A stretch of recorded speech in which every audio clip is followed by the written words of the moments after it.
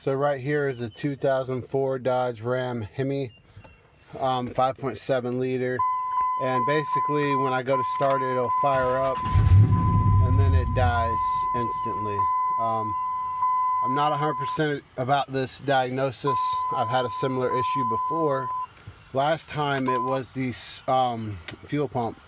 So if it is the fuel pump, I will be doing a video on how to change the fuel pump here in a minute.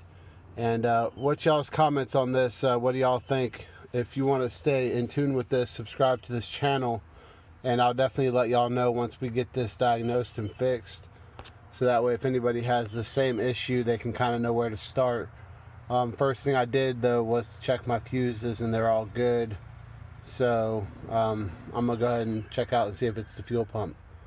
Thanks y'all. Like I said, if you want to stay in tune with this video, make sure you hit the subscribe button, and we'll let you know for sure in a future video or in the comment section below what the fix to this problem is.